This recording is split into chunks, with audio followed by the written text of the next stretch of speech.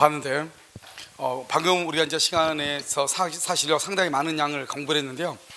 이것이 이제 여러분요 전에 했던 것에 비하면 뭐냐면 10분 특강을 했었던 것이 있어요.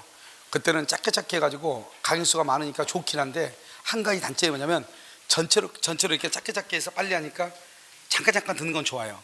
근데 뭐가 한 가지 나쁘냐면 연결이 처음부터까지 쭉 안 되죠. 지금은요 한 번에 그냥 법령이 성립 요건에서부터 어디까지요? 그 불공정 법령이까지 완벽하게 다 했잖아요. 그러니까 이거 하나만 들으면 되는데, 이거 하나만 들으려면 다른 데서 보통 강의 들으면 새벽 3시간 정도 들어야 되는 강의잖아요. 그러니까 들었으니까 일단 들을 때 제가 계속 얘기하는데 약간 진도가 좀 빠를 수는 있어요. 근데 지금 오늘 하루를 강의 듣기 위해서 하는 것이 아니고, 여러분들이 이제 나중에 일요일 날 있잖아요. 강의를 한번 들어오면 민법 총칙을 강의 들으면 5주로 들어야 됩니다. 5주로 들을 것을 지금 2주 안에 지금 해결하고 있는 거잖아요. 그러니까 여러분들이 나중에 집에서 강의 들을 때 엄청나게 유리하다 이렇게 보시면 돼요. 어차피 여러분 집에 가서요 강의 들을 때 1.3배속으로 하잖아요. 그러니까 내가 미리서 그냥 하지 말라고 해주는 거잖아요. 알겠죠? 고생하지 말라고 그냥 강의 틀어놓고 들으라 이 말이죠. 아시겠죠? 그 다음에 우리 사장님이 뭐라고 얘기했냐, 야간에는 그냥 쏙쏙 들은데요. 알겠죠? 그런데요 사장님은 오전에는 물건이고 야간에는 민정인데요. 생생되는데요. 그래서 내가 그랬어요. 그렇죠? 뭐 사장님이 쏙쏙 들으니까요. 사장님, 다른 분들은 쏙쏙이 아니고 펑펑 들어야 되겠죠? 다른 분들은 알겠죠? 네. 자요. 지금부터 한번 보도록 하겠습니다. 자, 지금부터 이제 뭐를 보시냐면요. 지금부터 이걸 봐요. 자, 이제 법령이 해석이라고 하는 것을 보는 거예요. 법률 행위 해석 이러면 다 볼 수 없어요. 법률의 해석은 딱 엑기스만 딱 보는 거죠. 법률의 해석이라는 것은 일단요 의사와 표시가 뭐를 한다? 일치한다, 일치하지 않는다. 일치하지 않을 때 이 표시를 유효로 볼 것인가, 표시를 무효로 볼 것인가. 표시를 유효로 보는 것을 뭐라 한다? 표시주의라고 얘기하는 것이고요. 표시를 무효로 보는 것을 뭐라 한다? 이것을 의사주의라고 얘기를 하는 것이죠. 알겠죠? 여기 표시주의 있죠? 표시주의는 누구의 입장에서? 상대방의 입장에서요. 뭐다? 표시행위의 객관적 의미죠. 객관적 의미를 합리적으로 해석하는 것이고요. 의사주의는 누구의 입장에서? 표의자의 입장에서 뭐다? 효과의사의 무슨 의미요? 주관적 의미를 합리적으로 해석하는 것이다. 이렇게 얘기하는 거죠. 이렇게 표시를 중시한 것을 무슨 해석을 한다? 규범적 해석이다. 이렇게 얘기하고요. 의사를 중시한 것은 뭐다? 자연적 해석이다. 이렇게 얘기하죠. 그래서 항상 여러분요 이렇게 얘기해요. 법률의 해석이라고 하는 것은 뭐냐? 법률행위의 목적을 확정시키는 것인데요. 항상 뭐라고 나오냐? 법률행위 해석은 표시행위의 객관적 의미를 합리적으로 해석하는 것이다. 왜 그러느냐? 일단 의사표시가 일치하지 않을 때 원칙이 표시주의잖아요. 그러니까 법률행위를 해석한다 이 말은 의사표시가 일치하지 않았다는 것이고, 원칙적으로는 상대방이 있다는 전제하에서 표시주의, 규범적 해석이 원칙이다 이 말이죠. 그렇기 때문에 표시행위의 객관적 의미를 합리적으로 해석한다 이렇게 얘기하는 것이에요. 그 다음에 또 한 가지는요, 우리가 이제 상대방이 없는 경우는 없으니까요. 상대방이 없다 그러면 이것은 의사주의예요. 의사주의는 무슨 해석이에요? 자연적 해석을 해요. 그래서 여러분요 이렇게 하죠. 상대방이 없는 건 뭐가 있죠? 재단법인 설립행위. 이 재단법인 설립행위의 경우 자연적 해석을 한다 이렇게 얘기하는 거예요. 그런데 상대방이 있다? 상대방이 있으면 원칙은요? 원칙은 무슨 주의다? 표시주의. 표시주의는 무슨 해석이다? 규범적 해석이고요. 표시주의는 원칙적으로 뭐한다? 표시대로 유효이다 이 말이죠. 예외적으로 이게 중요하죠. 상대방이 있음에도 불구하고 의사주의요. 의사주의라는 것은 무슨 해석이다? 자연적 해석을 한다. 이게 중요하죠. 여기서 의사주의는 뭐다? 의사주의는 표시는 뭐고 무효? 의사대로 효력이 있다. 이것을 의사주의다, 자연적 해석이다 이렇게 얘기하고요. 이 의사주의가 되려면 107조죠. 107조 비진의 표시, 108조 통정의 표시를죠. 107조 비진의 표시는요 상대방이요 뭐요? 표의자의 의사를 뭐랬거나 알았거나 알 수 있었거나 이 말이죠. 그래서 알았거나 알 수 있었거나. 108조는요 108조 통정의 표시죠. 상대방과 누구죠? 표의자의 뭐요? 의사가 뭐한다? 일치한다, 합치한다. 그 다음에 뭐가 있다? 합의가 있다, 양의가 있다. 이것을 얘기해. 이걸 107조라고 하고 이것을 108조다 이렇게 얘기하는 것이죠. 알겠죠? 그러니까요 항상 봐봐요. 만약에 뭐라고 나온다면 의사표시가 일치하지 않을 때 이렇게 되죠. 상대방과 표의자의 의사가 일치한 경우는 그 일치한 대로, 만약에 의사 표시가 일치하지 않을 때는 원칙적으로 뭐대로 표시돼요. 표시주는 누구의 입장에서? 항상 누구의 입장에서? 상대방 입장에서 표시행위의 객관적 의미를 합리적으로 해석하는 것이다 이 말이죠. 그러니까 표시 그러면 상대방, 표시행위. 의사 그러면 뭐다? 표의자. 그다음에 효과의사 이렇게 되는 거예요. 알았죠? 이걸 항상 이것만 여러분들이 계속적으로 알고 있으면 되는 것이고요. 여기서 이제 우리가 오표시 무효의 원칙이라는 것을 본단 말이죠. 그래서 여기 오표시 무효의 법칙 이랬죠. 이 오표시 무효 원칙은 이 갑하고 을하고 한 사람이 X라는 토지하고 Y라는 토지에 대해서 계약을 체결하기로 합의를 했단 말이죠. 그럼 여기 X 토지에 대해서 매매 계약 체결하고 합의를 했잖아요. 그런데 실수해가지고 Y 토지에 대해서 등기를 했다 이 말이죠. 이 등기는 유효이다 무효이다? 무효이다. 을은 소유자다 아니다? 아니다. 그럼 누가 소유자다? 갑이 Y 토지 소유자가 되는 거예요. 그런데 이 등기가 무효인데요. 을이 이것을 병한테 넘겼다 이 말이죠. 그럼 병한테 Y 토지 등기, 이 등기는 여전히 무효이다. 왜 등기가 무효가 됐느냐? 내 앞에 있는 등기가 무효잖아요. 그럼 그 다음 사람 등기도 무효다. 이걸 뭐라고 한다? 등기는 뭐를 인정하지 않는다? 공신력을 인정하지 않는다. 이렇게 얘기하고요. 갑하고 을하고 X 토지에 대해서 합의했는데 잘못해서 Y 토지로 등기가 된 거잖아요. 그럼 왜 이 등기가 무효냐? X 토지로 합의가 됐다. 그러면 갑과 을이 있다. 상대방이 있다. 상대방과 표의자의 의사가 일치했다 이 말이죠. 합의란 것은. 그러면 의사가 일치하면 무슨 주의다? 의사주의다. 의사주의는 뭐대로 효력이 있다? 의사대로 효력이 있고 뭐가 무효이다? 표시가 무효이죠. 그래서 등기가 바로 표시잖아요. 그래서 표시는 무효이고 의사죠. 의사는 뭐다? X토지죠. X토지에 대해서 계약이 성립하는 것이다. 그래서 X토지에 대해서 계약이 성립하니까 을은 갑에게 X토지에 대해서 등기를 청구하면 되는 것이고요. 여기 Y토지에 대해서는 계약이 처음부터 성립했다 안 했다? 안 했죠. 그래서 우리가 전 시간에 뭘 배웠냐? 계약이 성립하고 난 다음에 차후에 문제가 발생한다 이랬죠. 그러면 계약이 성립하지 않았죠? 차후에 문제가 발생한다 안 한다? 안 한다. 그래서 Y토지를 차후를 이유로 취소할 수가 없는 것이고 X토지는요 차후가 되려면 의사와 표시가 불일치해야 되죠. 그 불일치를 표의자가 모르고 있어야 되는 것이죠. 그런데 이 X토지는 계약이 성립했다 이 말은 의사 표시가 일치했다 이 말이잖아요. 그러면 의사 표시가 일치했으니까 차후에 문제가 발생한다 안 한다? 안 한다. 그래서 오표시 무해의 원칙에서는 차후에 문제가 발생하지 않고요. 그 다음에 이 Y토지에 있어서만큼은 갑이 소유자죠. 소유자니까 이 을 앞으로 되어 있는 등기가 무효니까 말소를 청구할 수도 있고 병 앞으로 되어 있는 등기가 무효니까 말소를 청구할 수도 있고 갑은 현재 소유자니까 병을 상대로 뭘 할 수 있다? 진정 명의회복을 원인으로 하는 소유권 이전 등기를 할 수 있다. 청구할 수도 있다. 이렇게 아시겠죠? 이것만 하면은 여기 법률의 해석은 여러분들이 기본적으로 다 되는 것이다. 이렇게 알면 되고요. 그 다음에 이제 여기서 이제 우리가 107조, 108조, 109조, 110조를 지금부터 한번 정리를 한번 하면은요. 우리가 이제 107, 108, 109, 110조에서 가장 어려운 게 사실은 107조에 가는 것이고 뭐 108조는 별것도 아닌데요. 먼저 이제 한번 보시면 먼저 이제 뭐가 있죠? 의사와 표시가 뭐를 해야 돼요? 일치를 해야죠. 의사 표시가 일치하고 일치하는데 뭐가 없어야 돼? 하자가 없어야 돼. 하자가 없어야 돼. 이게 원칙이에요. 그런데 의사 표시가 불일치하죠. 이 불일치를 뭐라 한다? 이것을 의사의 흠결이라고 하죠. 의사의 흠결. 그래서 의사 표시가 불일치죠.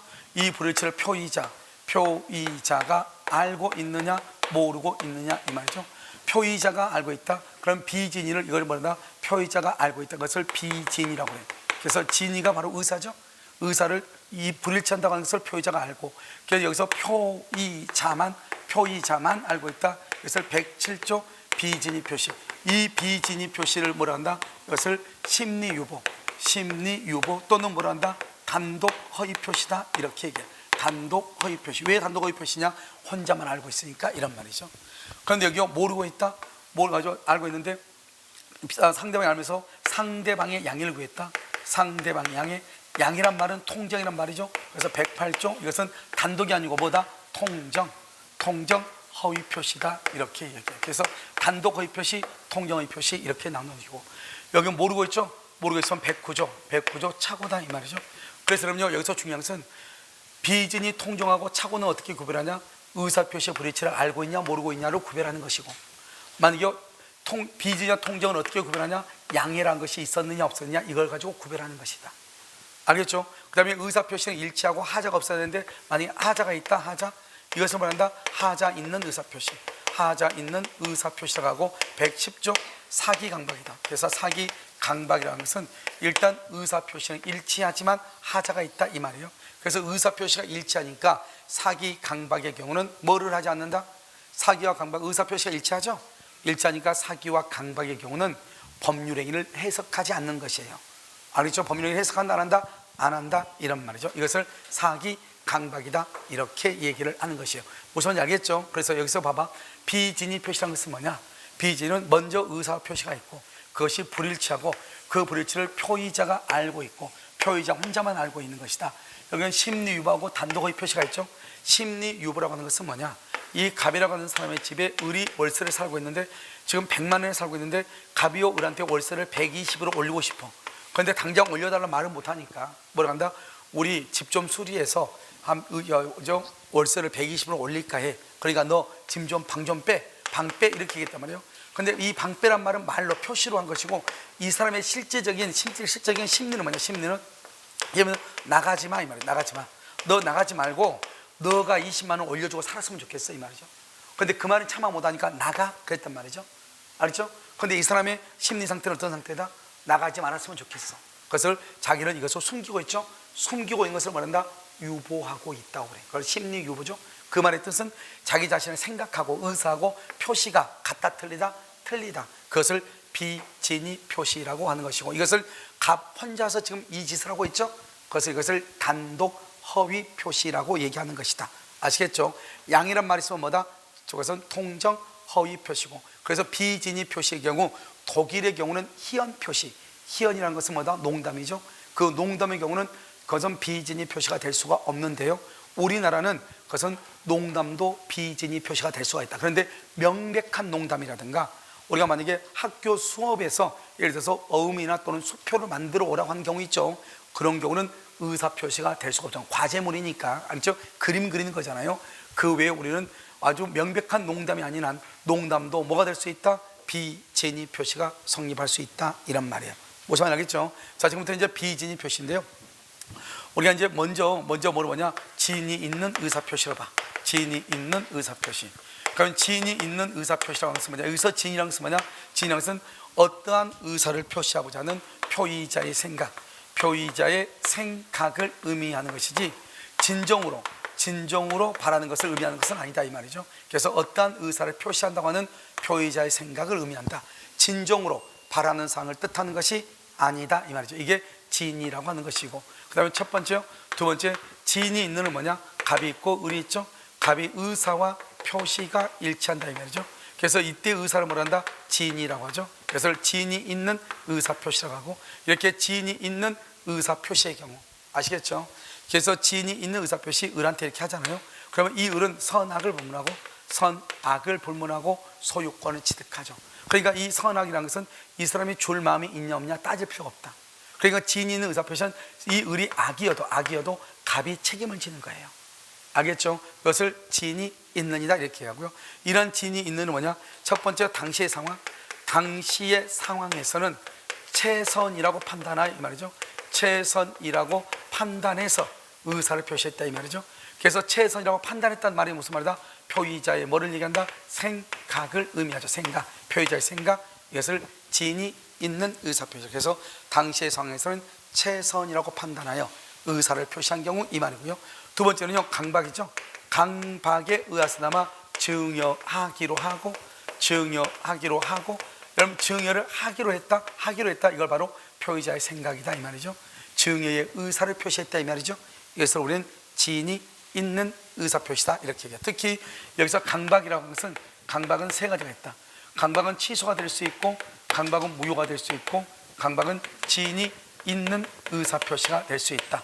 진이 있는 의사표시. 그래서 강박에 의하여서나마 증여하기로 하고 증여의 의사를 표시하죠. 이것을 진이 있는 의사표시다 이렇게 얘기하고 여기서 무효이죠. 무효는 여기는 취소이죠. 무효는 강박행위가 극심하다. 극심. 의사 결정의 자유가 박탈됐다. 이 말이 있으면 극심이나 박탈이란 말이 있을 때만 강박이 103조에 위반돼서 무효가 되고 취소는요 불법적 해악을 고지하죠. 불법적 해악을 고지하고 공포심을 유발시키죠. 이것을 우리는 뭐란다? 취소할 수 있는 강박이다 이렇게 얘기하죠. 그래서 취소는 의사결정의 자유가 제한되어 있는 것이고, 무효는 의사결정의 자유가 박탈되어 있는 것이고, 강박행위가 극심한 것이고, 진이냐 비진이냐 했을 때는 강박에 의한 의사표시는 진이 있는 의사표시로 본다 이 말이죠. 알겠죠? 그래서 이 두 가지가 중요하고요. 그 다음에 사립학교가요, 사립학교가 교직원의 이름, 교직원 명의로 대출을 받았다 이 말이죠. 사립학교가. 그러면 교직원들의 의사는 주채무자로서 책임을 지겠다 이 말이죠. 책임을 지겠다 이렇게. 이것을 우리는 뭐란다? 진이 있는 의사표시다 이렇게 얘기하고요. 이건 사립학교라고 되어 있죠. 그 다음에 또 한 가지는요, 우리가 이제 법률상 사실상의 장애로 대출받을 수 없는, 즉 신용불량인 친구를 위해서요, 대출받을 수 없는 자를 위해서 대출금 명의를 대여했다 이 말이죠. 그래서 대출금 명의를 대여한 경우, 이런 경우는 뭐라 한다? 대출금 명의를 지금 빌려줬죠. 이것은 채무부담의 의사가 없는 것이라고 할 수 없다 이 말이죠. 그럼 이 말의 뜻이 뭐냐? 채무부담의 의사를 뭐란다? 이것을 진이라고 하고요, 진이가 없다 이것을 비진이 표시라고 얘기하고요. 그래서 비진이라고 할 수 없다, 그러니까 뭐다? 진이 있는 의사표시다 이 말이죠. 그래서 대출을 명의를 빌려준 자는 채무부담의 의사가 없는 것이라고 할 수 없다. 이것을 있는 것 그러면 큰일 나. 채무부담의 의사가 있는 것이라고 할 수 없다 그러면 비진이가 돼버려. 없는 것이라고 할 수 없다 이렇게 해야 돼. 알겠죠? 그 다음에 근로자가 스스로 사직서를 냈어요. 사직서 이것을 뭐란다? 진이 있는 의사표시다. 그래서 진이 있는 의사표시는 설령 상대방이 악의일지라도 무조건 갑이 책임을 진다. 그 의사표시대로, 갑이요 그 의사표시대로 책임을 짓는 것이다. 이것을 진이 있는 의사표시이고, 진이 있는 의사표시의 경우는 법률행위를 해석한다 안 한다? 안 한다 이 말이죠. 다시 보면 당시의 상황에서는 최선이라고 판단하여 증여의 의사를 표시했다. 강박에 의해서나마 증여를 하기라고 증여의 의사를 표시했다. 사립학교가 교직원의 명의로 대출을 받았다 이 말이죠. 이때 교직원은 사립학교가 돈을 갚아주면 다행이지만 갚아주지 않으면 어쩔 수 없이 자기가 책임을 져야 된다. 즉 주채무자로서 책임을 지겠다 이런 뜻이고요. 그 다음에 대출금 명의를 대여했죠. 그래서 법률상 사실상의 장애로 대출받을 수 없는 자를 위해서 대출금 명의를 빌려준 경우, 그것은 주채무자로서 책임을 지겠다는 뜻이다. 즉 채무부담의 의사가 없는 것이라고 할 수 없다. 스스로 사직서를 제출했다. 이것을 진이 있느니다 이렇게 얘기하고요. 우리가요, 친구를 위해서요, 자기가 스스로 은행을 직접 방문해서 자기가 자기 이름으로 주채무자로서 서명 날해한 경우, 이런 경우도 당연히 진이 있는 의사표시로서 유효이다 무효이다 유효이다 이렇게 얘기하고요. 그래서 먼저 비진이 표시에서는 진이 있는 의사표시를 아는 것이 중요하고요. 자, 두 번째는요, 비진이 표시죠. 이 비진이 표시는 뭐다? 원칙은 뭐대로 효력이 있다? 원칙은 표시대로 유효이죠. 표시대로 유효이다. 표시는 등기대로 유효다 이 말이죠. 그런데 예외적으로 상대방이 표의자의 비진이를 뭐랬거나 알았거나 악의, 또는요 알 수 있었거나 뭐다? 과실이 있을 때는 유효이다 무효이다? 무효. 여기서 중요한 것은 악의이거나 과실이 있으면 무효다 이 말이죠. 여기는 표시대로 유효이다 이 말이죠. 그러면 상대방이 악이나 과실이면 무효죠. 그럼 여기서는요 뭐다? 선의 플러스 뭐다? 무과실이다. 그래서 선의 플러스 무과실 이렇게. 그래서 상대방이 선의 플러스 무과실일 때 유효하다. 즉 비진이 표시인 것을 모르는데 잘못이 없을 때는 유효이고, 비진이 표시임을 알았거나 알 수 있었을 때는 뭐가 되고? 무효가 되는 것이고. 알겠죠? 이 말을 먼저 이해를 하고, 지금부터 보시면 이 갑이 을한테요 증여를 할 의사가 없음에도 불구하고 증여한다고 얘기했다. 증여할 의사가 없는데 증여한다고 얘기했다. 비진이죠. 그래서 비진이 표시를 했다 이 말이죠. 그러면 지금 누가 있죠? 상대방이 있죠. 상대방이 있고 비진이는 의사와 표시가 일치하지 않다는 거죠. 원칙적으로 무슨 주의다? 표시주의죠. 그래서 을 앞으로 등기를 하죠. 이 등기는 유효이고 이 을이 소유자가 되는 것이다 이 말이죠. 알겠죠? 그러면 이 사람이 완전한 소유자니까요. 을이 이것을 병한테 넘긴다. 그러면 무슨 법칙? 엄폐물의 법칙에 의해서 병은 뭐를 분문하고 선, 악을 분문하고 소유권을 취득한다 이 말이지. 선악을 맞아요. 선악 분문하고 소유권을 취득한다. 이것을 엄폐물의 법칙이다 이렇게 얘기해요. 그래서 여러분요, 그러려면 어떻게 해야 돼? 이 사람이 소유자가 되려면 이 상대방은 반드시 뭐가 돼야 돼? 선이 플러스 모가시. 이 말은 갑이 비진이 표시라는 것을 알아야 돼, 몰라야 돼? 몰라야 돼. 모르는데 잘못이 있어야 돼, 없어야 돼? 없어야 돼. 이것을 뭐란다? 비진이 표시다 이렇게 얘기를 하는 것이죠. 그럼 이해되셨나요? 자, 이것을 얘기하는 것이고요. 이렇게요. 됐죠 지금?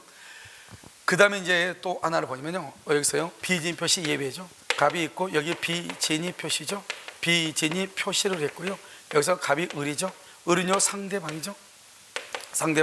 상대방이요 갑의 비진이를 뭐랬거나 알았거나 악이죠. 또는 알 수 있었거나 과실이죠.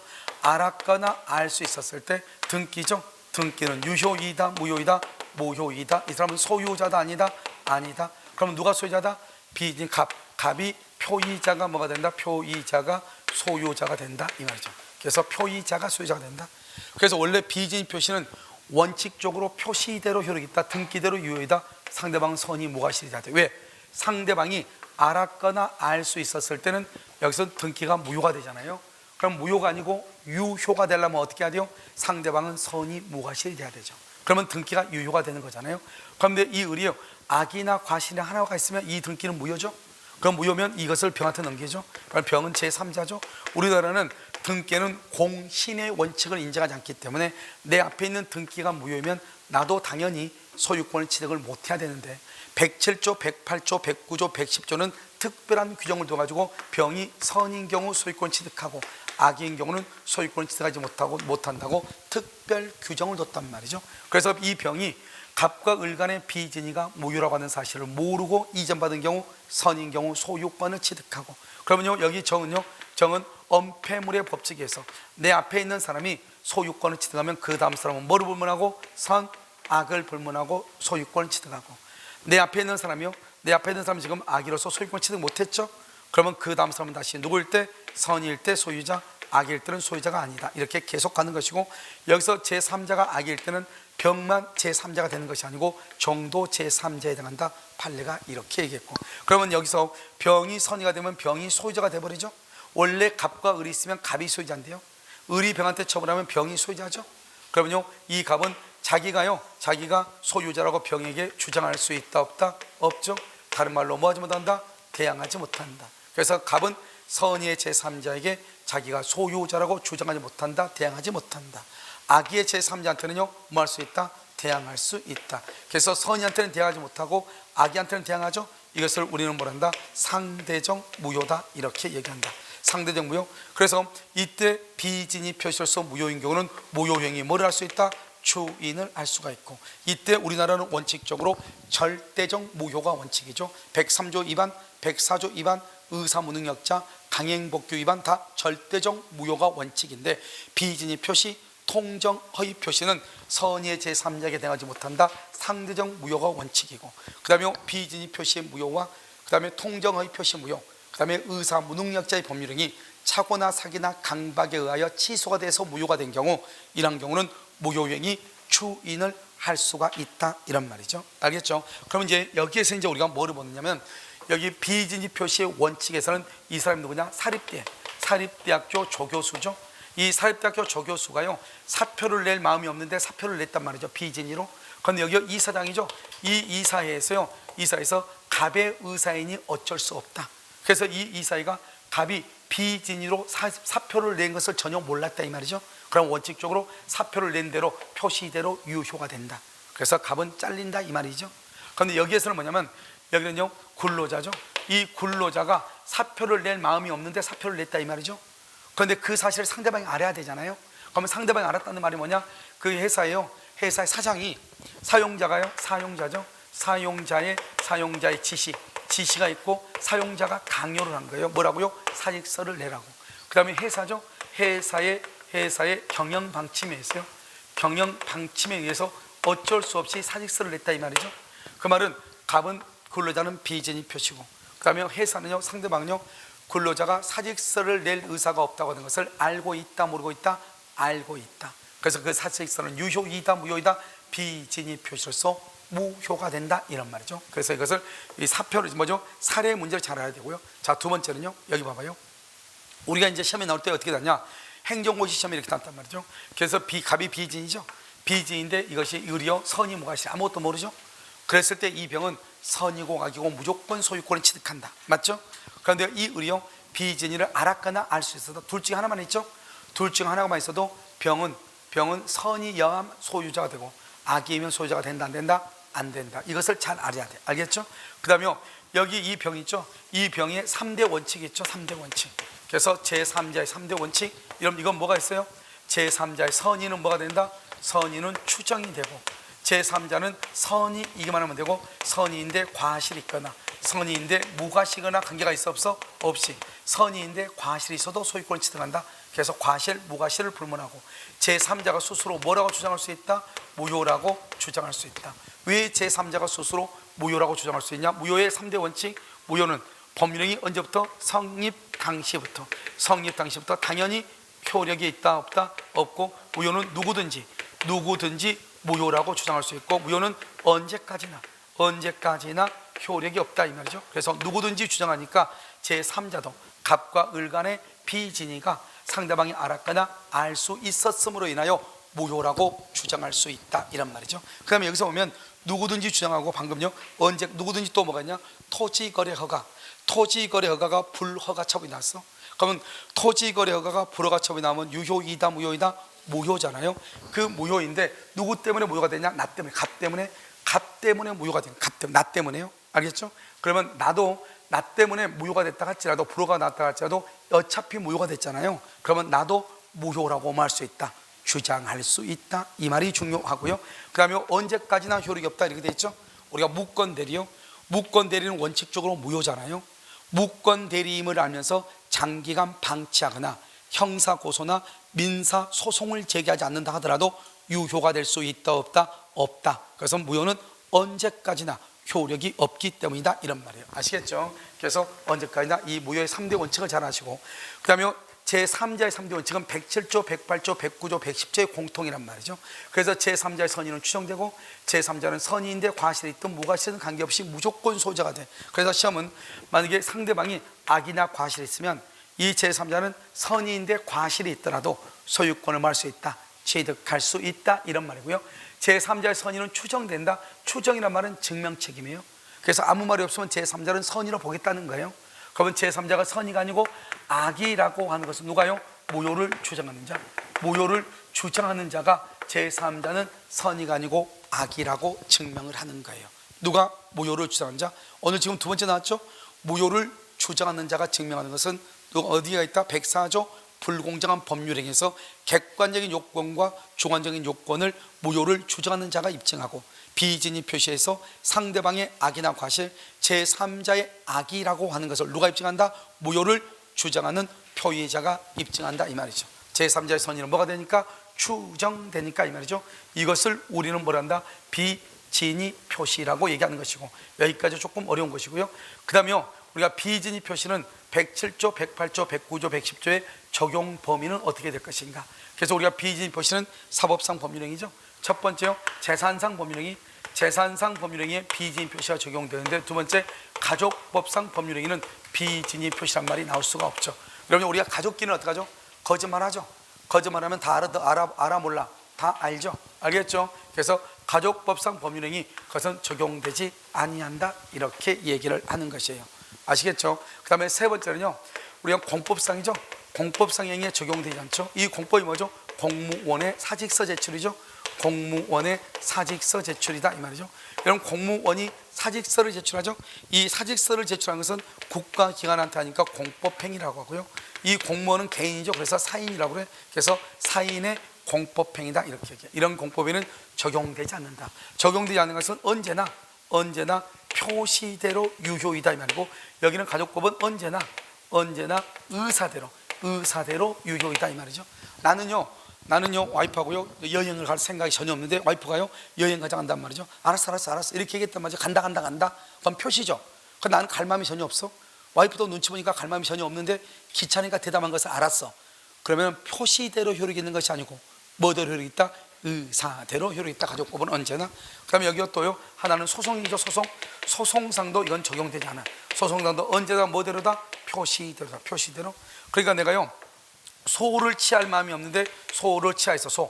소송을 취할 마음이 없는데 소송을 취하를 했다 이 말이에요. 취하. 그래서 소를 취하했죠. 소송을 취하했다. 언제나 뭐대로다? 표시대로. 그래서 언제나 표시대로 유효이다. 그래서 소송을 취할 마음이 없다고 할지라도 소송이 취하된다. 이것은 107조, 108조, 109조, 110조에 다 공통이고, 즉 사기나 강박을 당하여 소송을 취하하죠. 사기나 강박을 당하여 소송을 취하했어도 언제나 표시대로 유효이기 때문에 그것을 사기나 강박을 이유로 취소할 수가 없는 것이다, 이런 말이죠. 알겠죠? 여기까지를 뭐란다? 비진위 표시다, 이렇게 얘기해. 됐죠? 그 다음에 108조 통정의 표시죠. 108조 통정의 표시요. 자, 통정의 표시 지금부터 설명을 하면요, 이렇게 되죠. 자, 그러면 갑이죠. 갑이라고 하는 사람이요, 여기 A라고 하는 사람이 채권자죠. 채권자한테요 돈 1억을 빌렸단 말이죠. 1억을 빌렸는데 갑이요, A가 경매를 하려고 그래요. 경매를 뭐라 한다? 강제 집행이라고 그래요. 그래서 강제 집행을 하니까 경매를 당하지 않기 위해서 면탈이라고 그래요. 면탈. 경매를 당하지 않기 위해서 갑이요, 을하고요, 짜고 그러니까 뭐라 한다? 거짓말로 매매계약서 써요. 가장매매라고 하죠. 가장매매는 유효이다, 무효이다? 무효이죠. 우리 무효는 언제부터 무효이다? 처음부터. 당연히 효력이 없죠. 처음부터 당연히 효력이 없죠. 그래서 무효는 처음부터 당연히 효력이 없기 때문에 채무불행이란 말이 나올 수가 없죠. 그러면 채무불행이란 말은 뭐예요? 그래서 이행기에 이행을 하지 않는 것을 채무불행이라고 하는데, 무효는 성립 당시부터 당연히 효력이 없으니까 채무불행의 문제가 나올 여지가 있다 없다? 없죠. 그래서 여기는 손해배상을 청구할 수가 있다 없다? 없다, 이 말이죠. 무효는요. 그래서 이 을 앞으로요 등기를 하죠. 그럼 이 등기도 뭐가 된다? 무효가 된다. 을은 소유자다 아니다? 소유자가 아니다. 그럼 누가 소유자다? 갑이 소유자가 되는 것이죠. 갑이 소유자. 그런데요, 만약에요, 여기 봐봐, 이런 상태에서 을이요, 통정의 표시에서 등기가 무효인데요, 자신 앞으로 등기가 되어 있죠. 그러니까 이 을이 이것을 병한테 넘길 수 있죠. 이 병을 뭐라 한다? 제3자라고 하죠. 이 제3자가 선이이냐 악이냐에 따라서 달라진다. 그러면 우리나라는요, 원칙적으로 내 앞에 있는 등기가 무효이면 등기에는 공신의 원칙이 인정되지 않기 때문에 그 다음 사람은 무조건 소유권을 취득하지 못하는 것이 원칙이지만, 우리 법에는 특별한 규정을 둬가지고 107조 비진위 표시로 무효이거나 108조 통정 허위 표시로서 무효이죠.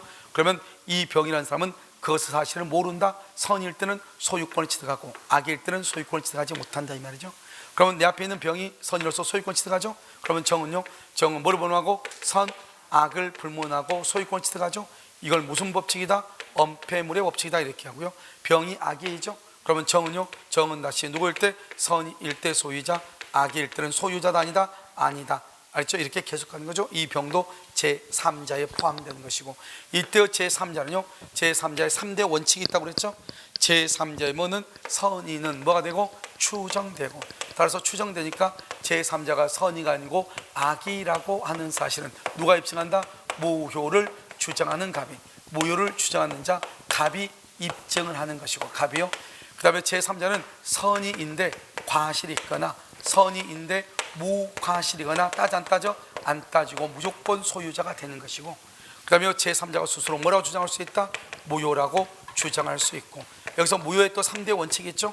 무효는 언제부터? 법령이 성립 당시부터 당연히 효력이 없고, 무효는 누구든지 무효라고 주장할 수 있고, 그래서 제3자도 갑과 을 간의 계약이 통정 허위 표시에 해당하여 무효라고 주장할 수 있고, 그래서 언제까지나 효력이 있다 없다? 없다. 그래서 통정 허위 표시로서 무효인 등기를 그 사실을 알면서 말소 등기를 하지 않았다 하더라도 그 등기가 유효가 될 수가 있다 없다? 없다, 이렇게 얘기하는 거죠. 이것을 3대 원칙이다, 이렇게 얘기를 하는 것이고요.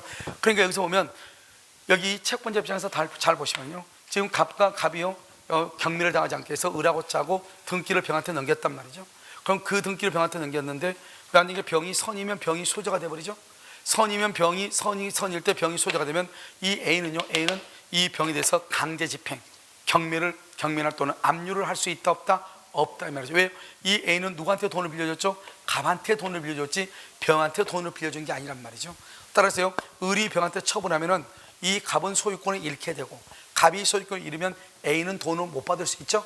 그래서요, 을이 병한테 처분하기 전에 등기를, 갑이 을의 등기를, 을 앞으로 되어 있는 등기를 말소해서 등기를 찾아와야 되는데 갑이 그 짓을 한다 안 한다? 안 하죠. 그럼 어쩔 수 없이 A가 어떻게 한다? 갑을 뭘 해서 대위해서 채권자 대위권이죠. 대위해서 알죠? 을 등기의 말소를 청구한다. 채권자 대위권.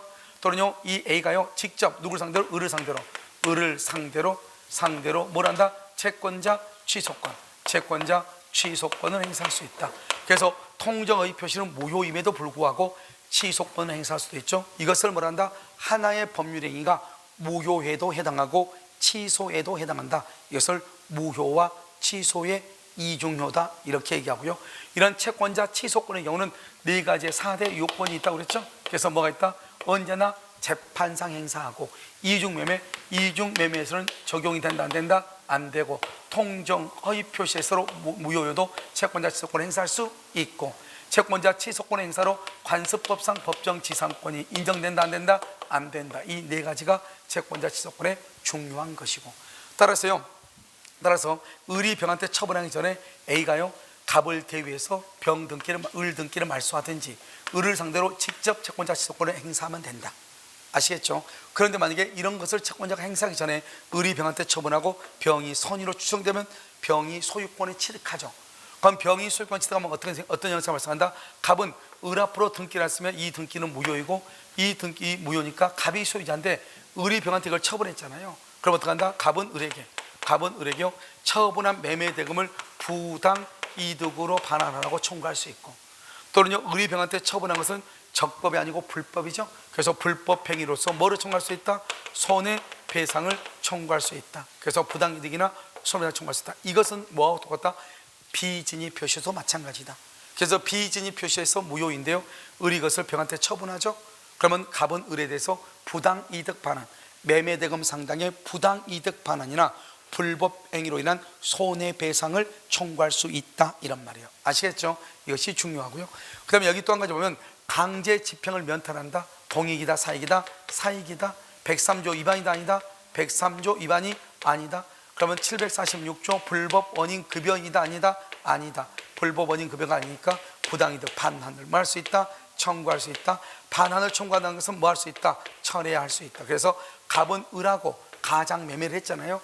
가장 매매한 것을 철회하고 을 앞으로 되어 있는 등기에 말소를 말 수 있다. 청구할 수 있다. 알겠죠? 이것을 우리가 108조에 관한 것은 그것은 103조하고 관계가 없어 불법이 아니고 그래서요 부당이득 반환을 말 수 있다. 청구할 수 있다. 이렇게. 그래서 이 사례 문제 하나가 통정의 표시의 전체를 지금 설명할 수 있는 것이에요. 알겠죠? 이것과 이제 비슷한 사례가 또 하나 있단 말이죠. 그것이 바로 뭐다? 은닉행위라고 하는 것이죠. 그래서 은닉행위는 뭐냐면 이렇게 이제 갑이 있고 을이 있는데요. 아버지와 아들이에요. 아버지가 아들한테 증여를 하고 싶어요. 그런데 증여하면 증여세가 너무 많이 나와요. 그러니까 증여를 하는 대신에 매매를 가장하는 거죠. 매매. 그럼 이 매매는 거짓말이죠. 그래서 가장매매라고 하고요. 이 가장매매는 유효이다 무효이다? 무효가 되는 것이죠. 그런데 갑과 을은 실제로 증여를 할 의사의 일체가 있죠. 그래서 의사주의 자연적 해석에 의해서 증여는 그것은 은닉행위로서 이것은 유효가 되는 것이죠. 그런데요, 등기를 할 때는 등기 원인 증서로서 매매로서 이거 앞으로 등기한단 말이죠. 그러면 이 등기가 매매로 등기됐다 해서 이 등기를 무효라고 하면 된다 안 된다? 안 된다고 그랬죠. 이 등기를 무슨 등기로 본다? 증여의 등기로 봐서 이 등기를 유효이다 무효이다? 유효이고 을은 소유자가 된다. 그래서 이 등기를 무슨 등기로 한다? 실체관계에 부합한다. 그래서 실체관계에 부합한다 이렇게 얘기하는 것이다. 알겠죠? 그래서 을이 소유자죠. 을이 소유자면 을이 이걸 병한테 처분하죠. 그럼 내 앞에 있는 사람의 등기가 유효로서 소유자죠. 그러면 그 다음 사람은 뭐를 본문하고? 선악을 본문하고 소유권 취득한다. 이걸 무슨 법칙이라고 한다? 엄폐물의 법칙이다. 그럼 병이 악이어도 병이 소유자죠. 그럼 병이 다시 이걸 저한테 처분한다. 또 정도 뭐를 본문하고? 선악을 본문하고 소유권 취득한다. 무슨 법칙이다? 엄폐물의 법칙이다. 그래서요, 우리가 은닉행위에서는 병이 악이고 정이 악이어도 소유권 취득한다 이 말이 중요해요. 병이 악이고 정이 악이어도 소유권을 취득한다. 왜요? 내 앞에 있는 을이 완전한 소유자니까 나는 선악불문하고 소유자고 다시 저한테 넘겨도 정도 선악불문하고 소유자다. 알죠? 이것을 얘기한다. 이 말이죠. 그것을 통정 허위 표시로서 유효이다 무효이다.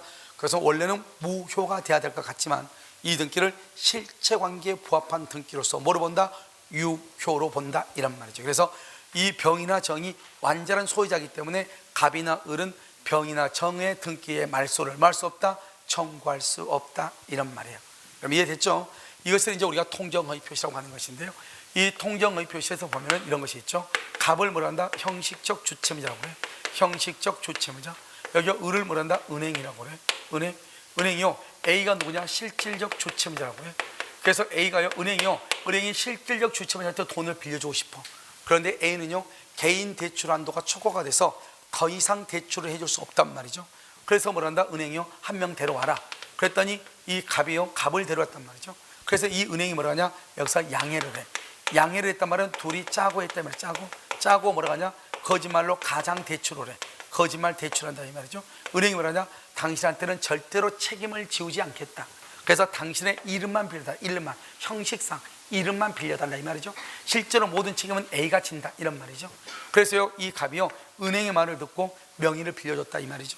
그래서 가장 대출이 이루어졌는데요, 나중에 A가 돈을 갚지 않으니까 은행이 돌변해가지고 갑한테 돈을 갚으라고 했단 말이죠. 갑은 뭐라 한다? 너하고 나하고 대출은 가장 대출로서 유효이다 무효이다 무효이다 이렇게 주장을 하죠. 이것과 이제 비슷한 게 뭐냐면 여기는 반드시 양이란 말이 있잖아요. 양이에요. 양이란 말인데 이게 뭐냐면 갑이 있고 여기 을이 있고 이게 은행이란 말이죠. 은행이요. 그런데 여기요, A가요, 이게 실질적 주체입니다. 진짜 돈을 빌리는 놈 누구냐? A인데요, A가 은행 갔더니 돈을 빌려주지 않는다는 거예요. 개인 대출 한도가 초과가 돼가지고. 그래서요, 이 A가요, 갑한테 부탁을 하죠. 대출 받을 수 없는 자리에서 갑이요, 자기 자신의 이름으로 대출을 받죠. 이걸 뭐라고 그래? 대출권 명의를 대여했다. 을 또는요, 갑이 스스로 은행에 가서 자기 명의로 대출을 받았다 이 말이 있죠. 알겠죠? 이런 경우 이 사람을 형식적 주체무자다 이렇게 얘기하잖아요. 그래도 이 은행하고 둘이 양이란 말이 있어 없어? 양했단 말이 없죠? 그러면 갑이 책임을 지는 거예요. 이것을 말한다? 대출권 명의를 대여했다 이렇게 얘기하고요. 이러한 대출권 명의를 대여했을 때 은행이 그것을 알고 있다 하더라도 갑이 책임을 져. 갑이 책임. 왜 그러냐? 우리가 통정이라고 하는 것은 뭐냐? 의사와 표시의 불일치를 알면서 상대방의 양해를 고해야 되는 것인데, 상대방은 단순히 알고만 있고 실질적으로는 A가 돈을 쓰는데 갑이 자기 이름으로 대출을 받아주는구나, 은행이 이 사실을 알기만 하고 은행이 갑한테 당신은 책임이 없습니다 이런 말을 했다 안 했다? 안 했죠. 양해가 없다 이 말이죠. 그러니까 통정 허위 표시에 해당한다 안 한다? 안 하고 결론적으로 대출권 명의를 빌려주는 것에 불과하다 이 말이죠. 이것을 뭐라 한다? 진이 있는 의사표시에 해당하고, 따라서 이 두 가지를 구별을 하면 반드시 무슨 말이 있어야 돼? 양해라고 하는 말이 있어야 된다. 있으면 뭐가 되고? 무효. 없으면 무효이다 아니다 이렇게 얘기하고, 그 다음에 이제 우리가요, 가등기를 봐봐. 이게 여러분 한번 얘기했는데요, 1번요 이게 갑이죠. 갑이 이렇게 했고요, 여기 2번요 을한테 가등기를 했어. 가등기 언제요? 2월 1일이요 그런데 이 갑하고 을하고 이것을 통정 허위 표시로 가등기 했단 말이죠. 이 가등기는 유효이다 무효이다? 무효이다. 통정 표시는 유효이다 무효이다? 무효이다. 무효. 그래가지고 이 3번이죠 3번 병한테, 그래서 갑이요 병한테 이렇게 넘겼단 말이죠. 그러니까 이 병은요 3월 1일 이 병은 완전한 소유자죠. 완전한 소유자니까 어떻게 돼요? 빨리 가등기를 말소를 했어야죠. 소유권에 대한 방해 제거 청구권으로. 그런데요, 말소를 하지 않고 어리버리 있을 때요, 이 을이요 여기서 다시 또 본등기를 한 거예요. 본등기를 언제요? 5월 1일이요 그러면 이 가등기가 통정허위 표시로서 무효자였잖아요. 그러니까 이 본등기도 당연히 뭐가 된다? 무효가 되죠. 이 사람은 소유자도 아니다, 소유자가 아니죠. 결국 병만 소유자가 되는 거죠. 그럼 병은 빨리 본등기를 또 말소를 해야 되겠죠. 그런데요, 이렇게 본등기를 딱 하다 보니까 여기 등기관이요 병등기를 직권으로 말소했어. 5월 1일 직권으로 말소한 것이요. 원래는 누가 소유자인데? 원래 누가 소유자? 병이 소유자인데 등기관은 잘 모르니까 직권으로 말소한 거예요. 그럼 이 등기가 직권 말소된 것은 적법이다 부적법이다? 부적법 말소죠. 이 부적법 말소로서 여전히 누가 소유자다? 여전히 병이 소유자가 되죠. 여전히 병이 소유자니까 병이 소유권에 의해서 을의 본등기를 말소를 해야 되는데요, 말소가 되기 전에 다시요 이 을이요 이것을 다시 4번 저한테 넘긴다 이 말이죠. 이 본등기는 통정 허위 표시에 의해서 무효잖아요. 무효인데 정한테 넘기죠. 이 정을 뭐라 한다? 제3자라고 하고, 이 제3자의 선의는 뭐가 된다? 선의는 뭐가 돼? 추정되고, 추정되니까 제3자가 뭐가 된다? 소유자가 된다. 소유자.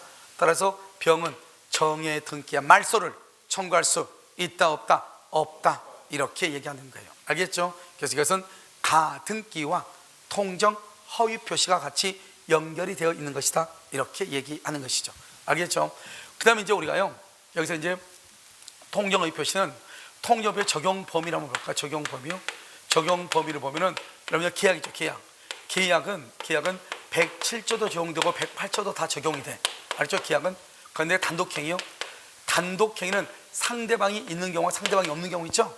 상대방이 있는 경우는 107조도 적용되고 108조도 적용이 돼. 그런데 상대방이 없는 경우는 108조는 적용이 안 돼. 그런데 상대방이 없는 경우 비진위 표시가 적용이 되냐, 이게 문제가 있어. 논란이 있으니까. 그래서 암기하지 말고 상대방이 있는 경우 107조 108조가 적용된다 이렇게 하면 돼. 알겠죠? 통정을 해야 되니까 상대방이 없는 경우는 통정할 수가 없잖아요. 알겠죠? 이렇게 이해하시면 된다 이런 말이죠. 자, 근데 마지막으로 이제 우리가 통정 허위 표시에서는 무엇을 볼 것인가, 이런 것을 보는 것이에요. 자, 이제 통정 허위 표시에서는요, 제3자란 말이 나오죠. 물론 여기 107조에서부터 110조까지 제3자가 나오죠. 제3자는 누구나 안 된다? 당사자가 누구다? 갑하고 을이죠. 갑하고 을은 제3자가 될 수 없죠. 이 당사자의 누구다? 지위를 이전받은 자, 지위를 승계한 사람 된다 안 된다? 안 되죠. 당사자의 누구다? 상속인, 포괄, 승계인조, 회사합병 안 된다. 또는 또 누가 안 된다? 두 번째는요, 수익자가 안 된다. 수익자는 제3자가 아니다 이런 말이죠. 알겠죠? 그 다음에요, 여기 보면 세 번째로 뭐가 있다? 세 번째로 채권의 가장 양도죠. 채권의 가장 양도에서 채무자는 제3자도 아니다? 아니죠. 왜 아니냐? 우리가 채권이 2월 1일이죠. 그러면 가장 양도가 3월 1일이잖아요. 그러면 채권이 있었다는 것은 그 전제로 누가 있었다는 것이다? 채무자. 2월 1일이 있었죠. 이때 채무자는 기존의 인물이죠. 기존의. 그래서 제3자가 될 수가 없는 것이다. 그래서 채권의 가장 양도에서 채무자는 제3자가 될 수 없다. 왜 그런가? 지금부터 봐. 이런 사람들 이외의 자로서 여기 통정허위 표시, 통정허위 표시를 뭐라 한다? 통정허위 표시 뭐라고 그래? 이것을 무효라고 하죠. 무효. 이것을 다른 말로 뭐라고 그래? 가장 어쩌고저쩌고, 가장 어쩌고저쩌고. 이 통정허위 표시를 기초로 새로운 이해관계를 맺어야 돼. 이해관계, 새롭게 이해관계를 맺어야 돼. 그걸 병이라고 하죠. 이걸 제3자, 이건 을이고, 알겠죠? 이건 병이고 이렇게 되죠.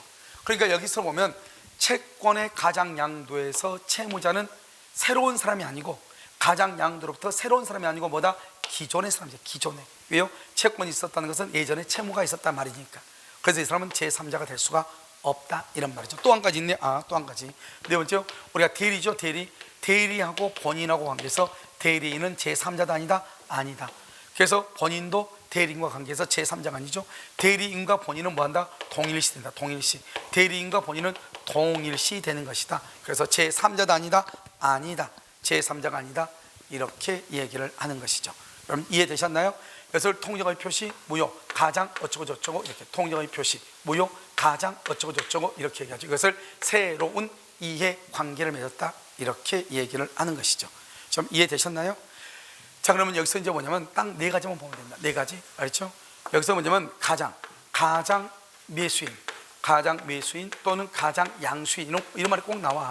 알죠? 여기서 가장 채권, 그 다음에 가장 소비대차, 이런 말이에요. 소비대차. 그렇죠? 여기가 가장 전세권이 있고요. 여기가 가장 저당권이 이렇게 있단 말이죠. 저당권 이렇게. 알겠죠? 가장 매수인, 가장 채권, 가장 전세권, 가장 저당권 이렇게.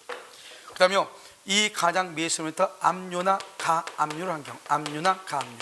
알겠죠? 또는요, 가등기를 한 사람, 저당권을 설정받은 사람, 전세권을 설정받은 사람, 또는 매수한 사람, 뭐 여러 가지가 있겠죠. 누가 나올지 모르죠. 여기가 가장 채권, 가장 소비대차는 채권을 압류나 가압류를 한 사람, 알죠? 파산 관제인 있고요. 또는 보증을 쓴 보증인이 있고요. 그 다음에 한국자산관리공사라고 하는 것이 있죠. 여기서는요, 다 암기해야 돼. 하나하나. 알겠죠? 암기. 그래서 가장 채권, 가장 소비대차에서는 압류나 가압류, 파산관제인, 보증인, 한국자산관리공사 이렇게. 그다음에 가장 전세권에는 경락을 아니요 저당권을 설정받은 사람, 가장 저당권에는 경락을 받은 경락인 이렇게 얘기하는 거죠. 알겠죠? 이것을 우리는 뭐란다? 제3자라고 얘기하는 거예요. 알겠죠? 제3자. 그러니까요 여기서는 딱 네 가지 말하면 돼. 가장 매수인, 가장 채권, 가장 전세권, 가장 저당권. 이 가장이라는 것이 때로는 어떻게 나올 수 있냐? 통정의 표시 이렇게 나와. 그러면 통정의 표시 나오면 잽싸게 이 말을 무슨 말로 바꿔? 가장으로 바꿔. 가장으로 바꿔서 읽으면 돼. 알겠죠? 통정의 표시에 의하여 매수한 사람, 그러면 가장 매수인 이 말이에요. 통정의 표시에 의하여 채권을 취득한 사람, 가장 채권 이런 말이에요. 알죠? 그러면 가장이란 말이 나오면 이것은 무효니까 이것은 을이고 을. 그 다음에 이 을로부터 새롭게 다음에 나온 사람은 다 뭐다? 제3자예요. 지금까지 가장 많이 나온 게 압류가압류예요. 알겠죠? 그 다음에 최근에 많이 나온 게 파산관제인이에요. 그러면 이 파산관제인의 경우는 뭐다? 이것은 제3자예요. 제3자이고요. 파산관제인의 선의 악의는 어떻게 판단한다? 총파산 채권자. 총파산 채권자를 기준으로 해서 선의 악의를 판단을 해요. 총파산 채권자 중에서 일부는 선이에요. 일부는 선이고 일부는 악이다 이 말이죠. 악이. 그래서 일부는 선이고 일부는 악이죠. 그러면 전체를 뭐로 본다? 선의로 보는 거예요. 선의로. 일부가 선이면 이 선의자를 보호하기 위해서 전체를 선의로 본다 이 말이죠. 무슨 말인지 알겠죠? 이것을 우리는 제3자라고 하는 거예요. 그래서 우리가요 107, 108, 109, 110에서 제3자란 말이 여기서 나오고요. 또 여기서 제3자란 말은 딱 두 군데서 나와. 107, 108, 109, 110에서 제3자가 나오고, 하나는 어디서 나오냐? 계약의 해지에서 나와. 우리가 계약을 해지하잖아요. 계약을 해지하면 소급해서 무효가 되는 거예요. 처음부터 무효가 된다 이 말이죠. 그래서 무효가 되니까 여기서 계약을 2월 1일 계약을 체결하고 4월 1일 계약을 해제하고, 그 다음에 여기 6월 1일 말소 청구하죠. 이 말소 청구를 원상회복이라고 해요. 알겠죠? 원상회복을 한다 이 말이죠. 그러면 해제하기 전에는 뭐를 불문하고? 선악을 불문하고, 해제 후 말소 등기로 누구만? 선의가 보호된다 이런 말이에요. 알겠죠? 그래서 해제하기 전에는 선악 불문하고, 해제 후 말소 등기는 선의만 이렇게. 이해됐나요? 그런데 여기서요 이제 갑하고 을하고 계약을 하죠. 언제요? 2월 1일이요. 그래서 을 앞으로 3월 1일 날 등기를 하죠. 그럼 을이 소유자죠. 소유권은 뭐다? 물권이다 이 말이죠. 물권. 알겠죠? 그런데요 갑하고 을하고 4월 1일 날 계약을 해지하죠.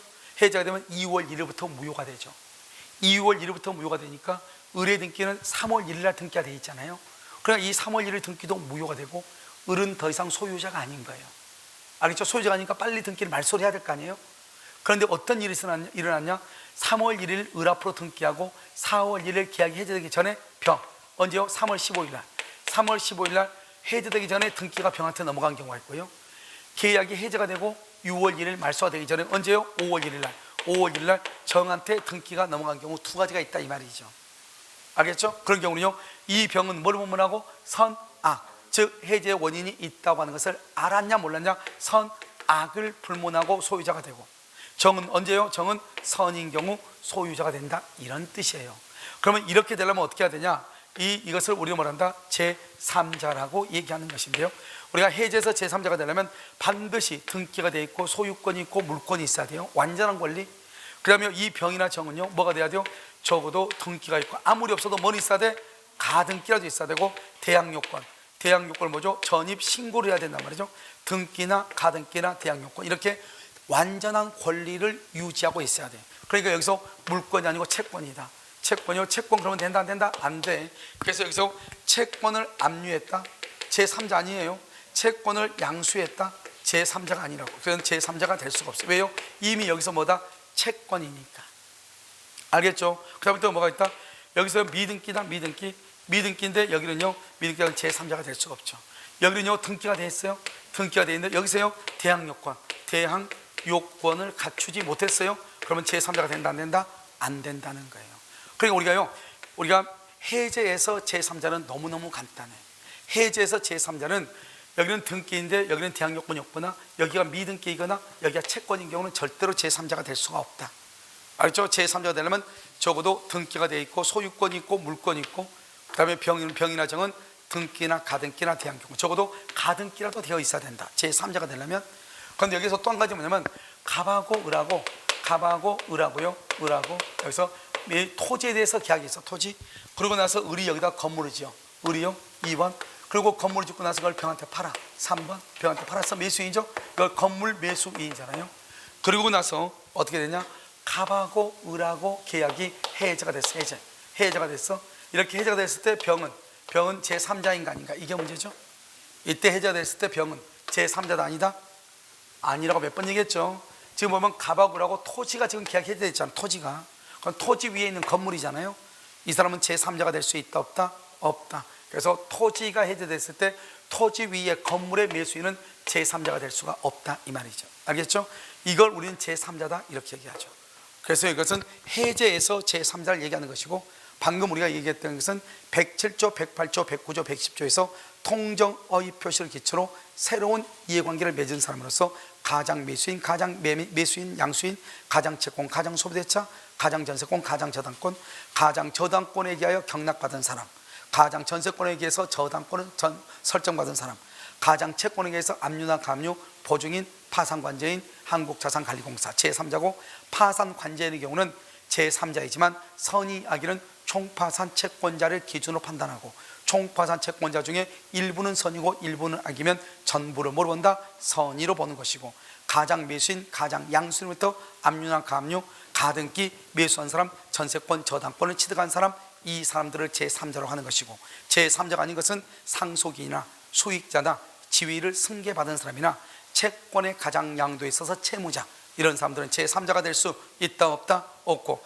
우리가 계약의 해제에서는 해제가 되기 전에는 선악을 불문하고 제3자고, 해제 후 말소등기는 선의의 제3자만 제3자로서 보호되고, 제3자는 갑하고 을이 있으면 을은 등기나 또는 소유권이나 물권을 가지고 있어야 되고, 그 다음에 병은 제3자는 등기나 가등기나 대항 요건을 가지고 있어야 된다. 따라서 채권 그러면 된다 안 된다? 안 돼. 채권은 압류, 채권은 감류, 채권은 양수 안 되고, 그 다음에 미등기 된다 안 된다? 안 되고, 앞에는 을은 등기가 돼 있어도 제3자가 대항 요건이 없으면 된다 안 된다? 안 되고, 토지에 대해서 매매 계약이 해제가 됐는데 건물의 매수인은 제3자가 될 수 있다 없다? 없다. 무허가 건축물 대장의 소유자로 등재된 자로부터 건물을 매수했다 할지라도 제3자라고 볼 수 있다 없다? 없다. 왜냐하면 미등기 아니면 무허가 건축물 대장은 그 사람한테 소유권을 인정해 주기 위해서 대장을 만드는 것이 아니고 그 사람한테 제재를 가하기 위한 것이죠. 거기가 무허가 건물이니까 철거하거나 또는요 대지평을 하거나 과징금 처벌 등을 하기 위해서 건축물 대장을 만드는 것이지 그 사람한테 소유권을 부여하기 위한 것이 아니기 때문에 미등기 무허가 건물의 건축물 대장을 가지고 있는 자로부터 물건을 매수한 자를 우리는 제3자라고 볼 수 있다 없다? 없다. 이렇게 알겠죠? 여기까지를 우리는 뭐라 한다? 통정의 표시, 비진의 표시, 그 다음에 법률행위 해석이다 이렇게 얘기하죠. 우리가 잠깐 쉬었다 이제 무엇을 볼 것이냐면요, 착오, 그 다음에 사기 강박, 그 다음에 의사표시의 효력 발생 시기, 그러면요 민법 총칙이 모두 다 끝나는 것이, 알겠죠? 잠깐 쉬도록 그렇게 하겠습니다.